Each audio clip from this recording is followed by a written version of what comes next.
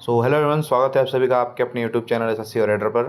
तो भाई कल रात 8 बजे आपको एसएससी सीएचएसएल 2025 का नोटिफिकेशन आउट हो गया है, जो कि टेंटेटिव कैलेंडर में दिया हुआ था कि इतने डेट को इस एग्ज़ाम का नोटिफिकेशन आउट होगा। तो उसी तरह सारी चीज़ें हो रही हैं अभी।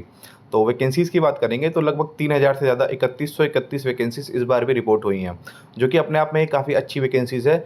और मैं आपको बता दूं कि ये 10+2 के बेस पे होता है, मतलब कि इसमें कोई भी ग्रेजुएशन का डिग्री आपको नहीं मांगा जाएगा। इसमें केवल आप 12th पास है तो आप एलिजिबल हैं इस फॉर्म को भरने के लिए। ठीक है, तो इस बार नोटिफिकेशन में क्या क्या चेंजेस हुए हैं, इन सब सारी चीज़ों के बारे में आपको बताऊंगा डिटेल से। और आप चैनल पर नए हो तो प्लीज़ चैनल को सब्सक्राइब जरूर कर दीजिएगा। तो चलिए सबसे पहले एग्ज़ाम के बारे में बात करते हैं। तो एग्ज़ाम का जो ऑनलाइन एप्लीकेशन है वो 23 जून से, मतलब कल से, और 18 जुलाई 2025 तक अप्लाई कर सकते हैं। तो आप लोग भी इसके बीच आप अपना फॉर्म अप्लाई कर लीजिएगा। बाकी अब इसमें सबसे बड़ी चेंजेस जो थी, जो सीजीएल के नोटिफिकेशन में भी देखने को मिली थी और सीएचएसएल में भी है, कि ये टायर 1 और टायर 2 का जो एग्ज़ाम है वो एग्ज़ाम डेट भी उन्होंने दे दिया है। जैसे कि टायर 1 का एग्ज़ाम है वो 8 सितंबर से और 18 सितंबर, मतलब 10 दिनों के अंदर कंप्लीट करा लेंगे वो। और मेंस का एग्ज़ाम भी दिया हुआ है इसमें फरवरी मार्च 2025 मतलब कि एक मतलब बीता हुए कल में कराएंगे। वाह, इनके टाइपिस्ट का भाई कोई गारंटी नहीं है। अभी से ये लोग इतना, मतलब मुझे तो डर लग रहा है कि इस बार भी सीएचएसएल और सीजीएल में इन्होंने टाइपिंग मिस्टेक कर दी तो फिर से इनको बोनस देना पड़ जाएगा। तो यार एसएससी से यही विनती है कि ये सब गलतियां मत करें, इसको सुधारें। बाकी आप लोग मान कर चलिए फरवरी मार्च 2026 तक इसका भी टायर 2 एग्जामिनेशन हो जाएगा। लेकिन एक बात और समझ में नहीं आ रही है कि इतना लंबा लंबा डेट क्यों दे रहे हैं। मेंस के लिए लगभग 4-5 महीने आप दे देंगे मेंस की तैयारी करने के लिए। वाह, अभी तो काफ़ी लंबा समय हो जा रहा है। तो खैर ये तो अलग बात है, लेकिन अब चेंजेस के बारे में बात करेंगे कि क्या चेंजेस हुए हैं।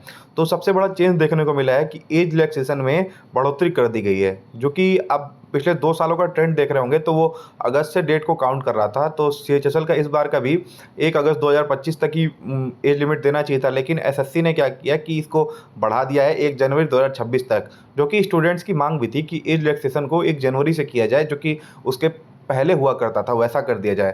तो 2-3 सालों से एसएससी ने जो चेंज किया था उसको फिर से वापस वैसा ही कर दिया है। जो कि आपको ये बता दूं कि जिनकी एज अब 1999 या फिर जो भी लिखा हुआ है नीचे 27 साल तक, मतलब आप एलिजिबल हैं इसके लिए। बाकी एज रिलैक्सेशन जो मिलता है, दो एसएससी ओबीसी को 3 साल का, एससी एसटी को 5 सालों का, तो वो तो मिलेगा ही। तो एज रिलैक्सेशन में जो भी इस बार फ़ायदा होगा, तो आप लोग जो लोग घबरा रहे थे कि इनका एज लिमिट क्रॉस हो जाएगा, वो लोग भी अब फॉर्म अप्लाई कर सकते हैं। ठीक है, तो आप अपना देख लीजिएगा कि एज लिमिट कितना है, 27 साल से कम हो रहा है कि नहीं 1 जनवरी 2026 से पहले तक। मतलब आप मान के चलिए नवंबर में पैदा हुए हैं, तो आप नवंबर में अगर 27 साल के हो रहे हैं तो कोई दिक्कत नहीं, उसकी एज लिमिट आपको वहाँ तो 1 जनवरी से काउंट होगी, तो आप लोग एलिजिबल होंगे फॉर्म भरने के लिए। ठीक है, तो चलिए अब एग्ज़ाम पैटर्न के बारे में बात करें कि एग्ज़ाम पैटर्न में क्या क्या चेंजेस हुए हैं। तो अब आप लोग स्क्रीन पे देख पा रहे होंगे, ये टायर 1 एग्ज़ाम का जो पैटर्न है वो दिया हुआ है। जैसे कि सबसे पहले इंग्लिश 25 क्वेश्चन 50 नंबर के, फिर जीआई मतलब कि रीजनिंग का 25 क्वेश्चन 50 नंबर के, उसी तरह मैथ जो क्वांटिटेटिव एप्टीट्यूड है वो उसके भी 25 क्वेश्चन 50 नंबर के, और जीएस जो कि जनरल अवेयरनेस है उसके भी 25 क्वेश्चन 50 नंबर के। तो टोटल 1 घंटे का एग्ज़ाम होता है। जैसा कि आपको पता ही है कि काफ़ी सालों से ही पैटर्न फॉलो होते आ रहा है, जाकि सीजीएल हो या फिर सीएचएसएल हो, दोनों में सेम पैटर्न होता है। तो उसके हिसाब से इसमें कोई चेंजेस नहीं हुए हैं। तो अब आप एग्ज़ाम कैसा लेवल आएगा इसमें भी मुझे लगता है कि एआई पेपर सेट करेगा, तो वही चीज़ इस बार भी देखने को मिलेगी सीएचएसएल में भी। ठीक है, तो एग्ज़ाम पैटर्न में मुझे नहीं लगता कि प्री या मेंस में कोई चेंजेस हुए हैं। तो आप लोग इस बात से मत घबराइएगा कि कौन एग्ज़ाम लेगा, आप लोग प्रीवियस ईयर पे ही रिलाई करिए, अच्छे से प्रीवियस ईयर को तैयार करिए। ठीक है, और मेंस के पैटर्न के बारे में बात करेंगे तो मेंस का पैटर्न भी आप लोग देख सकते हैं कि सबसे पहले सेक्शन 1 आता है, जिसमें मैथमेटिक्स और रीजनिंग होती है। 30-30 क्वेश्चन होते हैं, 60 क्वेश्चन हो गए, 3 नंबर का एक क्वेश्चन, 180 नंबर का एक सेक्शन होता है, जिसके लिए आपको सेपरेट 1 आवर मिलता है। ठीक है, फिर जैसे ही 1 घंटा कंप्लीट होगा आपका सेक्शन 2 खुल जाएगा, जिसमें इंग्लिश लैंग्वेज और जनरल अवेयरनेस, इंग्लिश के 40 क्वेश्चन और जीएस के 20 क्वेश्चन, इसमें भी 60 क्वेश्चन होते हैं 180 नंबर के। तो ओवरऑल जो एग्ज़ाम हो जाता है वो 2 घंटे में आपको 360 नंबर का पेपर हो जाता है। बाकी आप लोग प्रीवियस ईयर का भी देख सकते हैं कि प्रीवियस ईयर में क्या कट ऑफ रही है वगैरह सब कुछ। फिर उसके बाद आता है सेक्शन 3, जिसमें कंप्यूटर नॉलेज। उसके लिए आपको 15 क्वेश्चन मिलते हैं, 3 नंबर का पर क्वेश्चन, 15 मिनट, मतलब एक क्वेश्चन 1 मिनट के लिए। तो और इसमें भी आपको क्वालिफाइंग मार्क्स होते हैं, इसमें कोई अलग से कट ऑफ वगैरह नहीं बनती है। इसमें केवल आपको 30% यूआर के लिए, 25% ओबीसी के लिए और 20% एससी एसटी के लिए आपको क्वालिफाई करना पड़ेगा। लेकिन इसमें सबसे बड़ी चीज़ होती है typing test. Typing test CHSL के एग्ज़ाम में काफ़ी बड़ा रोल प्ले करता है, क्योंकि काफ़ी कैंडिडेट्स, मतलब कि आप लोग देखेंगे कि 30 से बस 25 से 30% कैंडिडेट्स केवल टाइपिंग में फेल हो जाते हैं इसमें। क्यों? क्योंकि इसकी टाइपिंग थोड़ी टफ होती है। हाँ, क्योंकि इसमें 35 वर्ड पर मिनट केवल एलडीसी के लिए, पोस्ट के लिए मांगी होती है, और कहीं-कहीं तो 50-55 वर्ड पर मिनट इसकी टाइपिंग मांगी होती है। तो टाइपिंग भाई बहुत मेजर रोल प्ले करता है इसमें। आप देख सकते हैं सेक्शन 4 में इसमें लिखा हुआ है part A skill test for DEO, data entry operator के लिए इसमें दिया हुआ है कि 15 मिनट में आपको पैराग्राफ टाइप करना है। और आपको अब आगे देखिए स्किल टेस्ट में, जैसे कि पार्ट बी में लिखा हुआ है स्किल टेस्ट फॉर डीईओ। अब इसमें भी 15 मिनट का पैसेज हो जाएगा जो है आपको टाइप करना रहेगा। लेकिन सबसे मेन जो होता है, जो सबके लिए कंपलसरी होता है, वो एलडीसी और जीएसए का टाइपिंग टेस्ट होता है, जिसके लिए आपको 10 मिनट दिए जाते हैं और शायद 1750 वर्ड होते हैं। 1750 की स्ट्रोक होते हैं, उतने होते हैं जहाँ तक मैंने दिया था, तो 1750।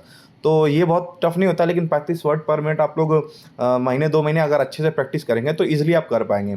लेकिन मैं बता दूँ कि 35 वर्ड पर मिनट ही आपकी टाइपिंग स्पीड नहीं होनी चाहिए। आपकी लगभग 45 के आसपास टाइपिंग स्पीड रहेगी तो आप एग्ज़ाम में अच्छे से कर पाओगे। तो टाइपिंग पे भाई इस पे काफ़ी अच्छे से ध्यान देना पड़ेगा। टाइपिंग को आप हल्के में नहीं ले सकते हैं, क्योंकि बहुत कैंडिडेट्स टाइपिंग में फेल होते हैं। तो मैं आपसे यही कहूँगा कि आप लोग भी टाइपिंग की प्रैक्टिस शुरू से ही करिएगा। ये नहीं कि एग्ज़ाम 10 दिन बचा है तो टाइपिंग प्रैक्टिस कर लें। अगर आप सीएचएसएल के लिए आप सीरियस हो, 12th पास जो भी है, फिर ग्रेजुएट कोई भी अगर इस एग्ज़ाम को दे रहा है, तो टाइपिंग की तैयारी अच्छे से कर लीजिए, ठीक है? तो बस यही मेन बातें मैंने आपको नोटिफिकेशन की बता दी। बाकी आप पैटर्न वगैरह सब कुछ सेम है, एग्ज़ाम का सिलेबस वगैरह भी कुछ सेम है, कोई चेंजेस नहीं है। तो आप लोग पिछले साल के ट्रेंड को देखते हुए इस बार भी तैयारी करिए, कोई प्रॉब्लम नहीं होगी। और आगे फर्दर जो भी चीज़ें आएँगी मैं आपको इन्फॉर्म करता रहूँगा टाइम टू टाइम, ठीक है? और आपको अगर कोई भी प्रॉब्लम होती है, या फिर फॉर्म भरने में, या फिर किसी चीज़ में, या फिर सीजीएल के रिगार्डिंग, या फिर सीएचएसएल के रिगार्डिंग, तो आप लोग भी कमेंट बॉक्स में मुझे बता सकते हैं। मैं जल्द से जल्द कोशिश करूँगा कि आपकी जो प्रॉब्लम है वो दूर हो जाए, ठीक है? बाकी अगर आपको चैनल पे नए हो तो प्लीज़ चैनल को सब्सक्राइब ज़रूर कर देना, और वीडियो अगर आपको अच्छी लगी हो तो प्लीज़ लाइक कर देना, ठीक है? Thank you.